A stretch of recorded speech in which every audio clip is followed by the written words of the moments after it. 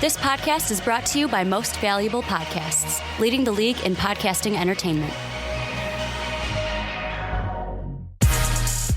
What's up? Real MVPs, Ricky Widmer here, along with Dave Oster. Hey, everybody. And you might be wondering, well, guys, I'm not surprised because Ricky's a part of MVP, but where's Sean? Why is Ricky on that side of the table for the fast break?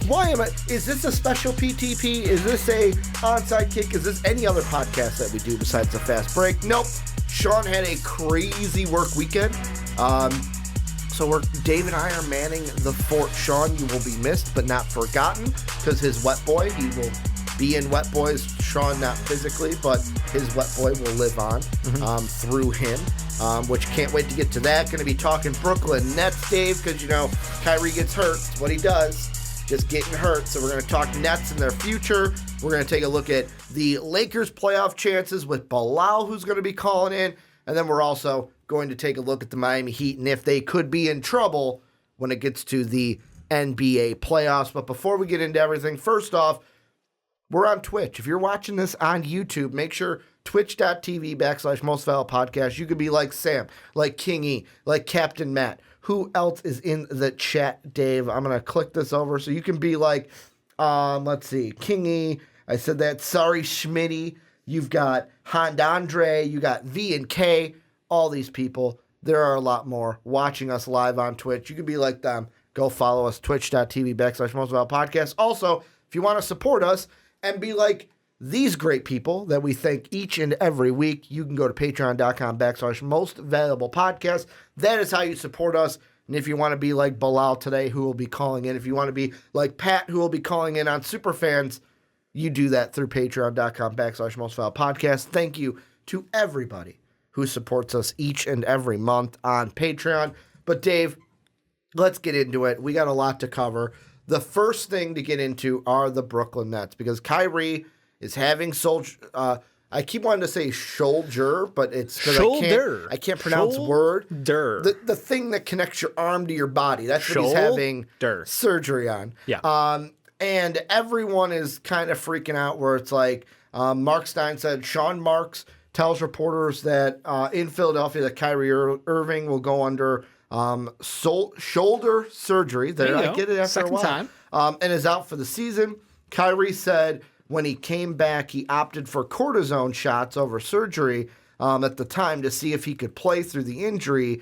Nets GM Sean Marks said today that after consulting a specialist this week, Irving is opting for the season-ending procedure. So everyone's freaking out. It's only been 20 games between him and Durant. We knew Durant was going to be out, but the question that I want to throw your way is, what does this injury mean for the future of KD and Kyrie, for the future of the Nets? Because there's a couple of us that are like, they'll be fine next year. Like, Kyrie will come back healthy, KD will come back healthy. But the question I want to ask is, does Kyrie's durability, does that affect, and will it affect the KD-Kyrie marriage in Brooklyn? No. They knew what they were getting when they signed up for the Kyrie Irving deal. The whole point of getting Kyrie Irving was that he would be paired with Kevin Durant. You're not getting one without the other kind of setup. So when they went for someone as injury-prone as Kyrie Irving, someone who's had a history of being hurt year over year, over year, over year, over year, over year, over year, over year, over year, over year. You see what I did there? That's because he has been hurt every single year in the NBA. I think in the last 3 years, he's missed now almost 2 full seasons. Games played 20 this year, 67 last year, 60 the year before that. Yeah. He had a 72 when he was 24 years old, and then before that was 53. But the Cleveland years, it's interesting to say, like, you look at those, he was playing with LeBron at the tail end of those Cleveland years. It's the Boston years everyone wants to focus on, because that first year, he was injured. That young team went into the playoffs and did what they did without him. And then the year after, his second year in Boston, he was there, but the team wasn't exactly as good as they were the year before, didn't go as far into the playoffs. I think they only had 9 games played in last year's playoffs. But to me, I'm not as confident as you are, where the thing I'm thinking of is there's one way to avoid the durability issues. What's that? Is do a the Clippers are doing with Kawhi. Like, okay, Kyrie, I know you want to be out there as much as you can I don't know with if he Kevin does. Durant, but like, if I'm going to question someone's work ethic, it's going to be Kyrie Irving. But like, that's the one thing that I think the Nets have to do next year. Yeah. And in future years to make sure that this works. Because if I'm the Nets right now, I am planning and I am kind of talking behind the scenes like, okay, this year we knew, like Kingy said in Twitch chat right now, we knew this season was a wash. Yeah. It was just to see what can we get from the young core.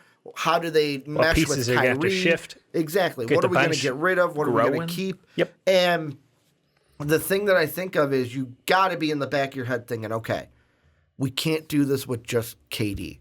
KD's got to have his Robin in this situation. Yeah. You can get to the playoffs. You can go far in the playoffs with KD, but I don't think you win a championship against any of the juggernauts in the West. Shit, you got a juggernaut in the East. And a juggernaut in the East with the Giannis-led Bucks. Yeah. But the best team in basketball. No big deal. And a dark horse in the Raptors, but we've talked about them before. And the Boston Celtics. But you got to keep those two healthy if you want to win the title. Correct. Yeah. And with me, if I'm the Nets front office, I'm thinking, what can we do to make sure Kyrie is healthy? And that's one thing I'd be saying right away. Okay, starting next year, Kyrie, you're on load management. That's what we're going to do. No doubt, he's not no playing, question. He's not playing back-to-backs, and that's an easy thing to do. It's not going to hurt the team long-term at all. So this is a team, like you said, that next year will have playoff and championship aspirations. So when it comes down to who's going to be out on the court, Kevin Durant's going to do the heavy lifting. There's no doubt. The question comes to if they're going to end up moving any of these other pieces. Obviously, DeAndre Jordan is the third buddy, but if they want to get a third star... And by you say that, like, they can't move him because then it would upset Kyrie and KD. Correct. But if they want to get a third star, Spence is on his way out. He's the only one who's got a contract that's a decent size, and he's a fantastic player, but... does he fit into what they want to do? And is he as friendly with Kyrie? Can he play alongside Kyrie Irving and still produce? So I look at that team and I wonder if their situation, this year, let Spence play it out. Let him be, a great individual contributor. Let him, go 500 with this team. Kind of play up for a suitor. And see if they get another friend of Kyrie and KD who is interested to come by. Yeah, and I mean, that's another thing playing into it is like, okay, this injury, how's it going to affect your contract situation? Spence, I think, is the one where it's like he's the odd man out because like Joe Harris is unrestricted free agent at the end of the year. Yeah, he's probably walking. And even if he had a contract, I feel like the Nets would want to keep him, ? I think who doesn't love somebody who can shoot 45% from three? Like, that's not a problem for them. Yeah. But it's what's the cost going to be versus what do they need to address? This is a team without a real power forward. So they might want to, do something about that. And, like, other than that, it's like, how much is Garrett, like, is there going to be suitors for, like, Garrett Temple? Gary Temple. Dazana Musa, Karuk's out there. Like, Rodion. The only other person that I could feel like that would create a buzz in the trade market would be Karras, but you're not going to trade Karras. They might trade Karras. But would you trade? I wouldn't trade Karras. No, but you got to have some young pieces. But again, injury prone. Like, this is a guy who was injured in college. That's the reason he fell so far. Good point. He's been injured as a pro. He was hurt last year. He was hurt this year. Yeah. You can pray that the stars line up at the right time and this whole roster, when healthy, is incredibly dangerous. But if the asking price is there and someone's willing to pay it, you got to be able to move on from everybody but KD and Kyrie. And I think that's, they're going to be smart about it. They're not going to openly ship everybody on the roster. But you have to be open to listen about offers for everybody. And, this team next year, so you're going to load manage Kyrie. You're going to still win 40-plus games. You're going to be in the Eastern Conference playoffs. It just turns into what are the surrounding pieces going to look like? Because, I don't know. Right now, like I said, shop's open. And the thing that kind of magnifies this is also Kevin Durant's health. Where, yes, I saw it on Twitter. There was a video of Durant in the gym looking good, taking some shots, playing some basketball, looking like, okay, that Achilles might be getting better, but the question that we won't have answered until Kevin Durant is on a court again in the NBA is what are we going to see out of him? And Bleacher Report had a great article about the Kyrie injury and what it plays in. I wanted to read a little bit of it. They say Durant is better positioned to return from his Achilles injury than most. The minimalist vision of him will still be wildly effective. He'll probably forfeit explosive and some explosion and some mobility, but his jumper should stand the test of recovery. He could get his shot off over anyone, has ranked lower than 86th percentile in mid-range efficiency since 2010-2011, and is a career 38.1% marksman from beyond the arc. A toned-down Durant has a path to being one of the NBA's 10 to 15 best players, if not a potential MVP candidate. But everyone coming off of an Achilles injury is also subject to the worst-case scenario, severe decline. And they bring up Dominique Wilkins, and they say that his case is kind of off on its own. It's kind of like the exception. And they kind of bring in the same thing about Rudy Gay. Both of guys that are that have dealt with the same thing. Yeah. Are we all thinking like, oh, this is not a problem because we're just expecting Kevin Durant to come back like nothing happened? Yeah, Kevin Durant's Kevin Durant. I don't blink twice at the fact that he's still going to be putting up 27 a night next year. Like he's one of the greatest all-time scorers. Like he has such a shooting touch, and like you said, he can get it off over anybody because of his height, his size. Like he's not someone who was. When they mention like he's going to lose some explosion, like not really been an explosive player in the last couple of years. If you've watched him play in Golden State, like he had a couple plays where he'd get people going, and be able to bounce on it. But in that case, he didn't need to be as explosive because of all the guys he had also around 30. him. Yeah, like look, he's not a kid playing anymore. Let's not say. I'm sorry, he's 31. Don't be saying like, oh, he's only 30, Dave. We're 30 now. He's 31. Okay, we're in that age bracket now too. Do you consider yourself explosive still? I mean, if I was a little bit and lighter, without the word diarrhea after. That's a good one. I feel like if I was a little lighter and wasn't carrying as much weight, I'd be explosive. No one's as explosive as they were in their early 20s as they are in their 30s. Yeah, exactly. Like, that's but just I what would it is. say That's called aging. I would be explosive without the weight, but not as explosive as when I was 20. That's my point. It's like that was never his game. He's a smooth player. He gets buckets anywhere he wants to. He's not Derrick Rose driving to the basket, going up to the top. Exactly. Step. So I don't see a massive, horrible idea behind Kevin Durant coming off this injury. He's not going to look like Neek. He's not going to look like Kobe. Yeah. He's years younger. And Rudy Gay was never anywhere close to as good as Kevin Durant is. So advances in basketball, advances in medicine, the fact that he's been able to take the entire season off basically to work on this. He'll be well rested and in great shape for the start of next season. It's hard for me not to think that he's not going to hit the ground running. It's not like a mid-season return where like Victor Oladipo right now is struggling out the gates. He hit that game winner against us in his first game back, and that hurt. But like, I mean, his results since we know who we are. His results since though. It's like, okay, yeah, he's coming back from a serious injury and he needs to find his groove. I don't think that's, it's going to be night and day difference between coming back midseason versus coming back at the start of next season. So I got the Nets, walking it back with Kyrie, KD, DeAndre Jordan, and then it's, mystery team behind them. But those three right there mean you're in the Eastern Conference playoffs. Yeah, good point. And I mean, there's two other things I did want to look at. The one Sam kind of brings up is we're in the era of the big three. DeAndre Jordan, I think, is not the third superstar not even a for starter this team. On this team. Exactly. Who's that third piece? If they need to add a third piece, is there a guy in free agency?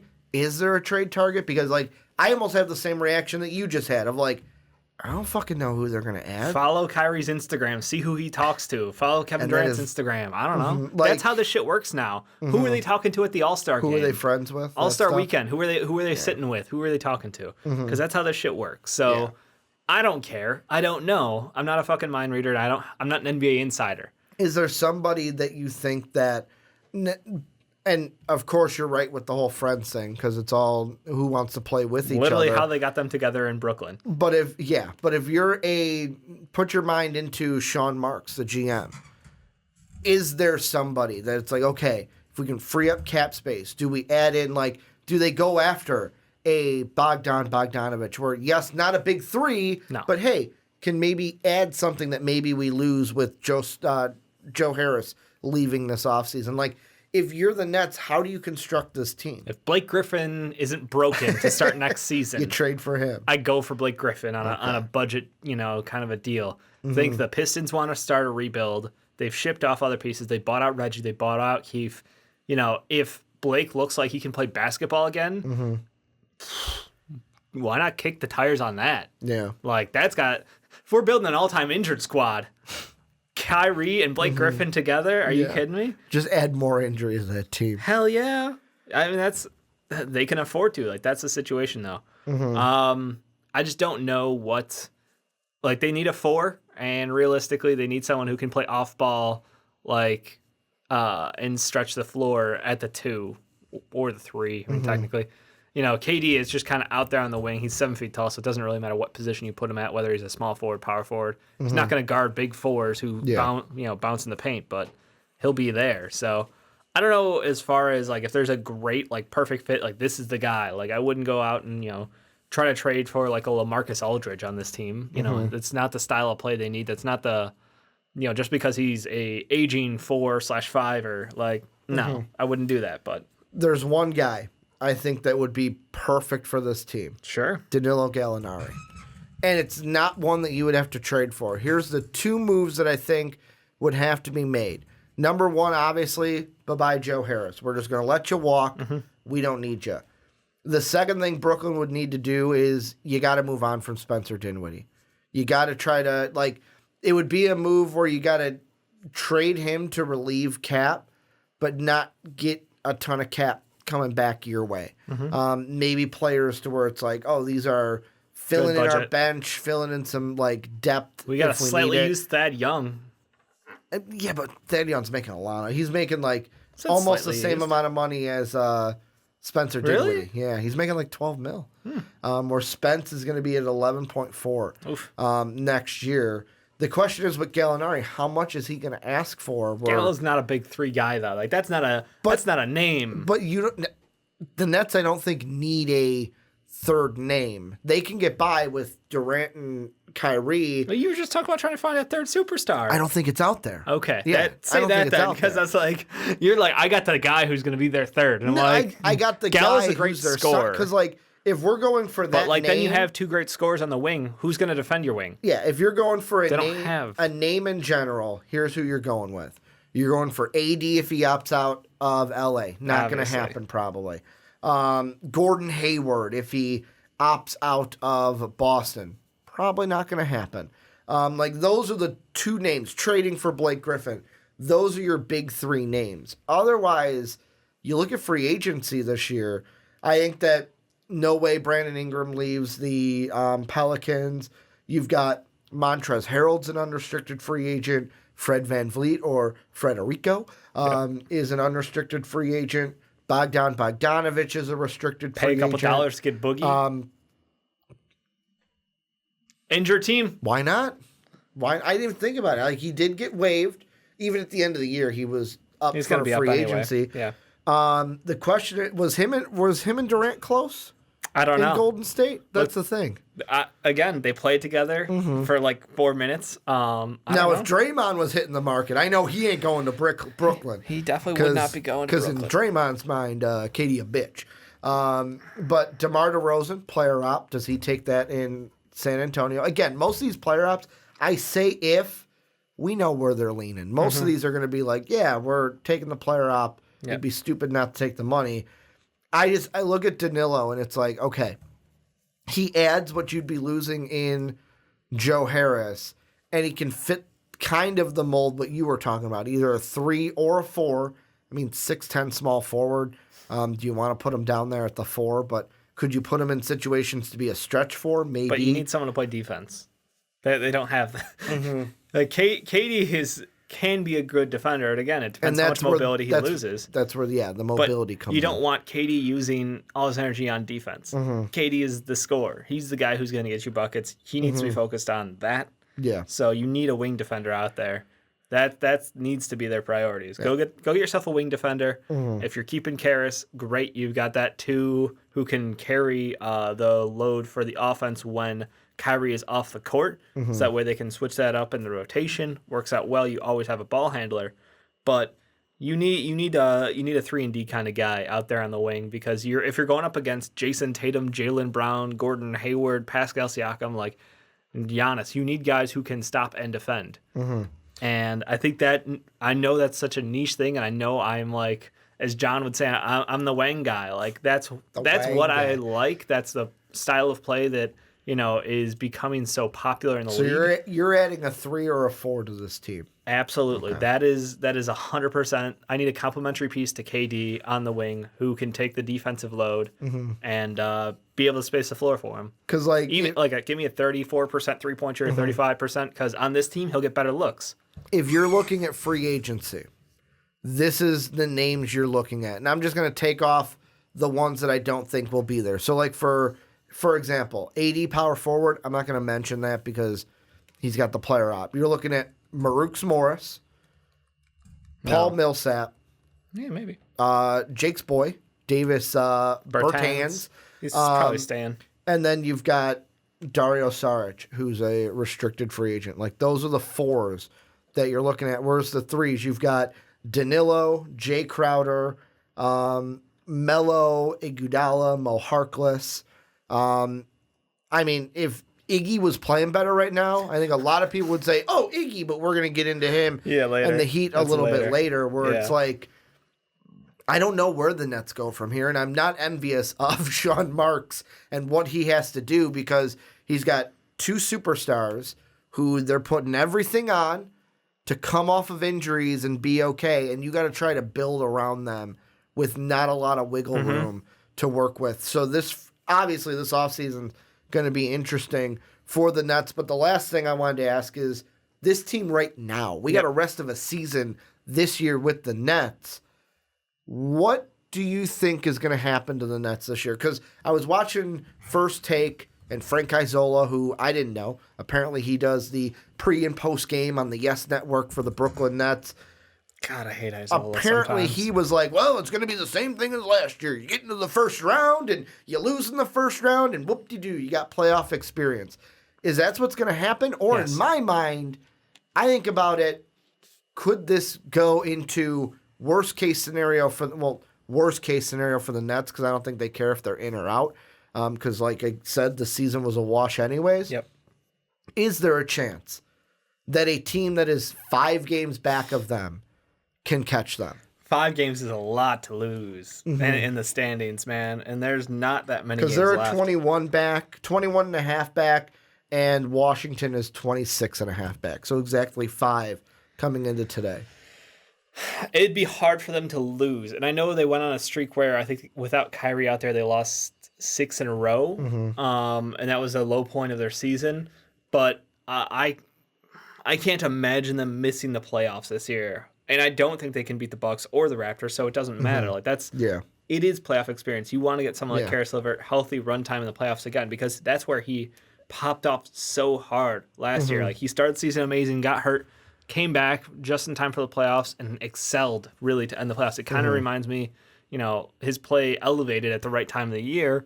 I want to see him do it again. And then that way, if we see Karis excel at the end of the playoffs when you don't have a Kyrie Irving or a Kevin Durant out there, and he looks like he can be that third guy, that makes things so much better for you. Or if Spence does it, same thing. Like, it's just the idea of we need someone to step up and elevate their game to another level, because right now on paper, they're very good next year. Can they be great? And that's all you want to find out during the playoffs is if someone can go up against the Bucks or the Raptors and put up, 22 a night on good efficiency and, solid defense, like, that's our third guy. The Nets need 2 things if they're going to be successful under KD and Kyrie. They need, and I'm looking at Karis for this. Yep. They need Karis to maybe not to the level that we see C-Scam over there in Toronto, Spicy P. But they need a growth like that. They need a performance from Karras to where it's like, okay, he might not be the name, but he can be the third guy with these guys. They also need a guy like the Raptors had with Fred VanVleet, a guy where you're on the outside, but we need you to catch fire in the playoffs. And this isn't going to happen this year. You might be able to see sparks of it and be like, okay, maybe this guy could be that, because we're so used to big three, big three, big three. But take a look at Toronto last year. They didn't have a big three. Yeah. No. They didn't have the mercenary big three where it's like we're bringing in these big names. They had Kawhi Leonard. They had Kawhi Leonard, who's Marc the big Gasol. name.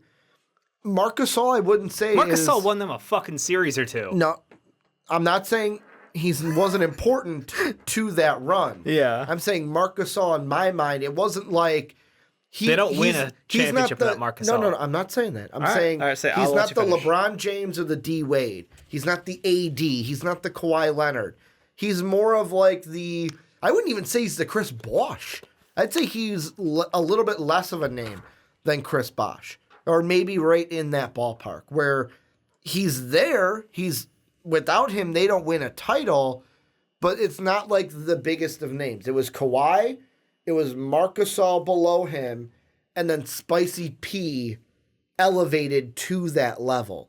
Brooklyn could have the same thing. Kyle Lowry exists. I forgot about Kyle Lowry, I'll be completely honest. Kyle Lowry How do you forget about Kyle Lowry? Because we bashed him so much before last year. I just forget he misses. It's fantastic. He did. Kyle Lowry was there. True. Jesus. So they have Spicy. That's even Marc Gasol then gets pushed, and it's what? Kawhi, Spicy P, Lowry, and Lowry, Kawhi, and then on Lowry, top of Spicy it, P. And then on then top they had of Marc getting Gasol. Then they had Serge Ibaka. They had Fred VanVleet. They had depth, which Brooklyn probably won't have. God. Then is that going to be a problem for Brooklyn going forward? They need young kids to perform. I mean, they went out. That's the problem. You need stand-up performances. Like you're talking injuries. Yeah. One guy that they drafted who was injured, who we don't even know what he's going to look like. We don't even know if he'll play next year, how much. Claxton. He's been playing. Like, I mean, not like coming in drafted, was injured drafted, but it's like I don't know what to expect from him future long term on this team. Like he's a 4-5 who has good touch. But is he going to make a good ball? Is he going to make a future impact on this team, or is he just going to be one of the? Probably not, because guess what? You've got a fantastic center already, and you have a backup center in DeAndre Jordan that they have to play. So like they have to have on the team. Yeah, he's getting minutes. I don't know. I'm not opposed to Nick Claxton. He had really good vision for a big man. He was able to facilitate, move the ball around, keep it moving, decent touch. So, like, again, no problem with him. But it's just the idea that you already have two centers between Jared Allen and DeAndre Jordan. That's your 1-2. Most teams don't need three centers. Most teams who are running into the playoffs don't use three centers. So, they're trying to use him as a 4 this season.